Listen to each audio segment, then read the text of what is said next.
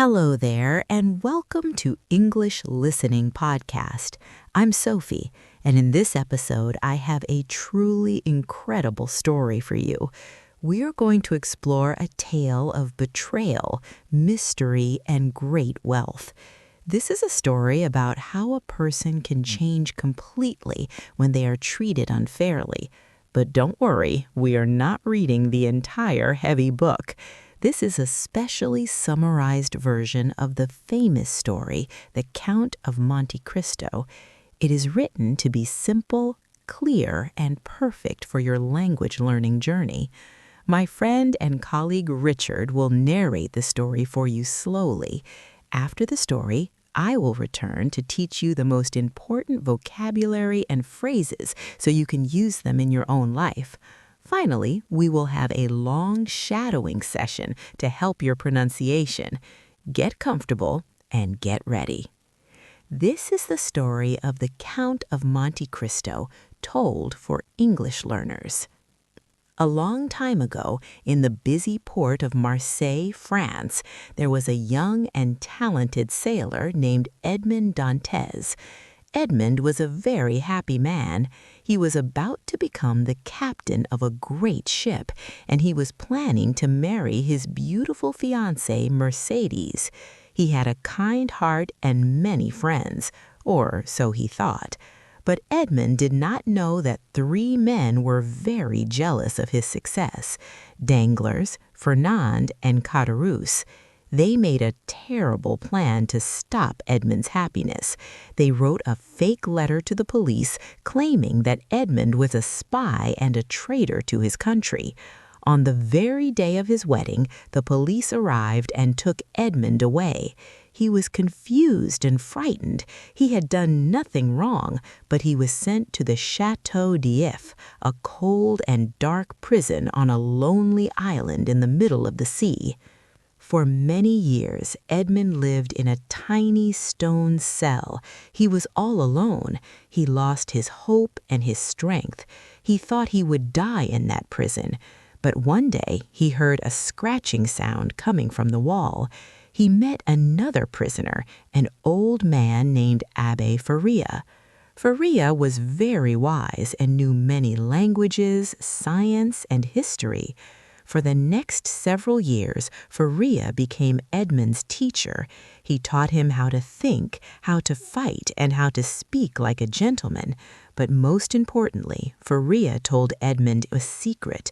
He told him about a hidden treasure on the tiny deserted island of Monte Cristo. Faria told Edmond that if he ever escaped, the gold and jewels would belong to him. When the old man finally passed away, Edmond saw his chance. He hid inside the old man's burial bag. The prison guards, thinking Edmond was a dead body, threw the bag into the cold, deep ocean. Edmond cut himself out of the bag and swam for his life until he reached the shore. He was finally free after 14 long years. Edmond followed the old man's map to the island of Monte Cristo. Inside a deep, hidden cave, he found a chest filled with more gold, diamonds, and rubies than he had ever imagined. He was now the richest man in the world, but he was no longer the simple, kind sailor named Edmond Dantès. He changed his name. He became the Count of Monte Cristo. He spent years traveling and learning, preparing himself for one thing: revenge. He returned to France as a powerful and mysterious nobleman. No one recognized him. He found the men who had betrayed him. They were now rich and powerful people in Paris. Danglars was a wealthy banker, and Fernand had married Mercedes and become a famous general. The Count began to play a clever game. He used his money and his secrets to slowly destroy their lives, just as they had destroyed his. One by one, the men who hurt him began to lose everything. They lost their money, their reputations, and their happiness. The Count watched as justice was finally served.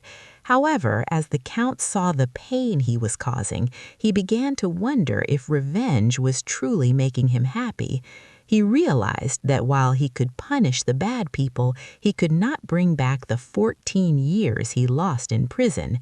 He decided to stop his path of anger. He helped the children of his old friends and gave his wealth to those who were kind. In the end, he sailed away into the sunset with a new hope.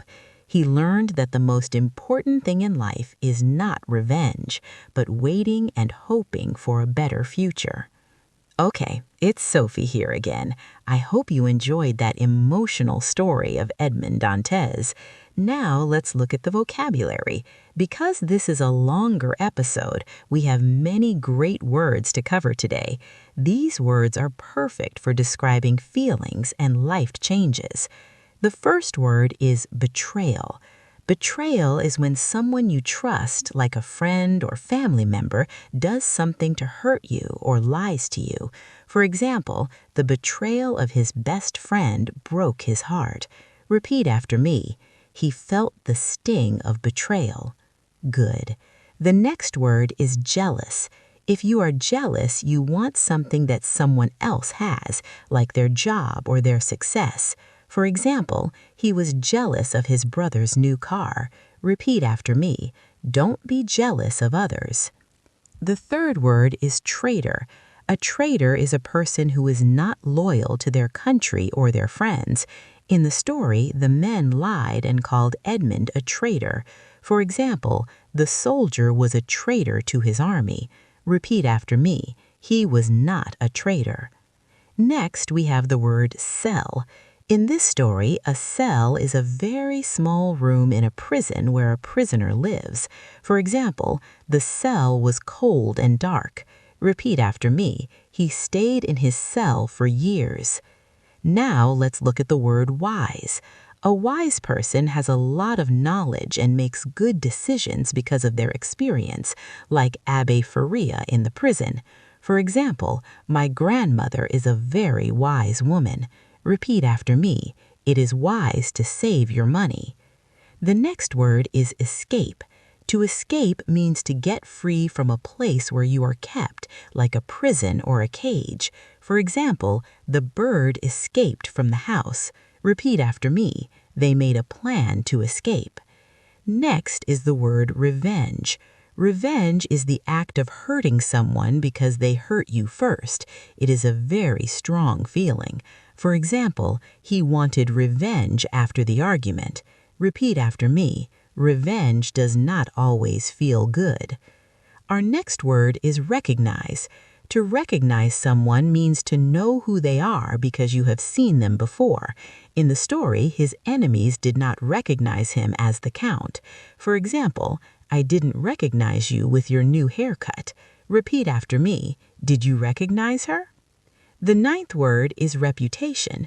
Your reputation is what people think about you or your character. For example, that restaurant has a great reputation for good food. Repeat after me. He worked hard for his reputation. And finally, the phrase waiting and hoping. This means staying patient and staying positive even when things are difficult. For example, she is waiting and hoping for a new job. Repeat after me. All human wisdom is in waiting and hoping. Excellent work today. You have listened to a complex story and learned 10 powerful new words. Remember, the best way to learn is to listen to this episode again tomorrow. Your brain needs repetition to remember. I'm Sophie, and this is English Listening Podcast. I'm so proud of your progress. Bye for now.